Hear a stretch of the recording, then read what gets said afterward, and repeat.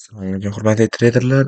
Bugun sizlar bilan biz ya'ni damashqa qilamiz keyingi yangi hafta uchun.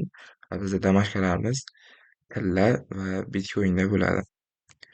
Hop, dastavval biz trendni aniqlab olishimiz kerak. Ya'ni bizda shartoviy trend va bu shuni anglatadiki, biz bu yerda faqat short, ya'ni selga idea qidirishimiz kerak va bizga Fibonacci instrumenti yordam beradi va biz buni maksimumdan minimumga tortamiz. Fibonacci instrumenti ko'p hollarda 0,5, 0,618 va 0,786 zonalaridan ishlab beradi. Faqat bir zona ishlanadi. Bu yerda 0,5dan limitkamizni olgan, ya'ni faqat limitkalar bilan ishlanadi. Qo'lda ochishga ulgurmay qolishimiz mumkin, ya'ni ruchniy ochishga. 0,5dan limitkamizni olgan, 0,618dan limitkamizni olgan va bozor yopilgan.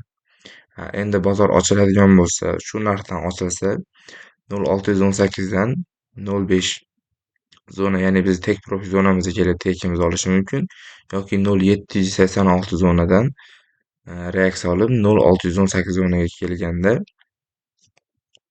biz tekimizni olishimiz mumkin. Bunda ikki xil usulda ishlanadi. Birinchisi tek profitlarni surib ketish, ikkinchisi bo'lsa stop bilan ishlash. Endi buni kunlik time frame'da ko'ramiz, ya'ni day, one day.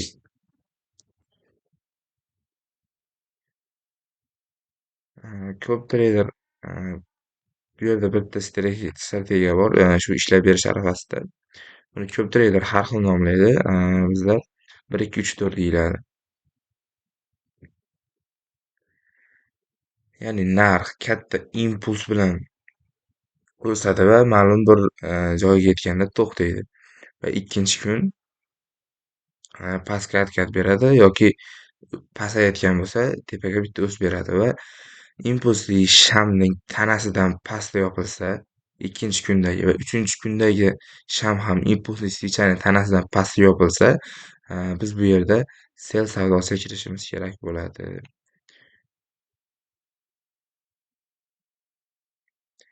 Hop, endi bitcoinni ko'rib chiqamiz.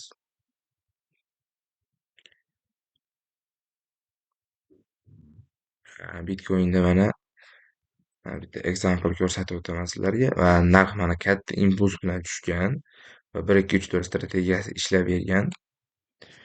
Mana birinchi kun mana tushgan, 3 kun ichida impuls bo'lib narx judayam tushgan va ikkinchi kun bizda impulsli shamni tanasidan tepada yopilgan, chunki bizda shartnoma ketyapti.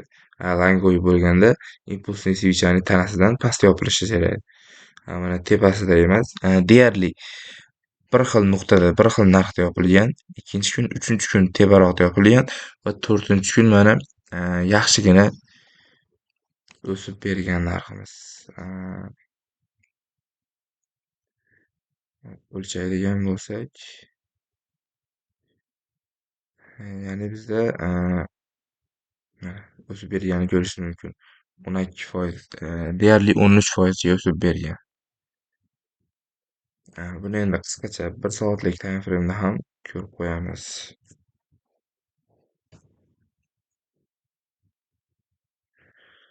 1 soatlik time frame'da trendimiz langoviy bizda. Trend bizda langoviy ketyapti. Langoviy trend ham judayam chiroyli tarzda ketyapti ekan.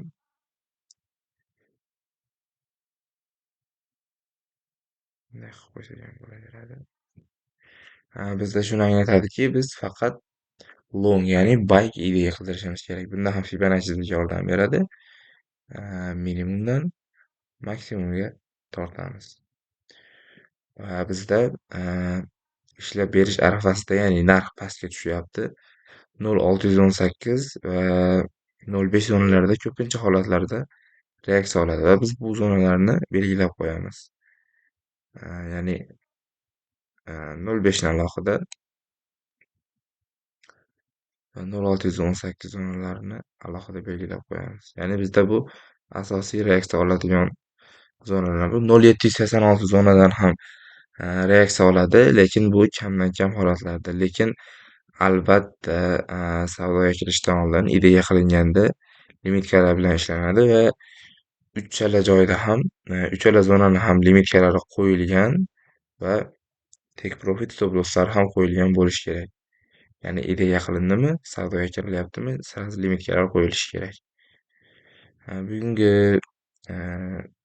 damashqamiz qisqacha shundan iborat edi. Keyingi haftalarda ham tomosha qilib borishga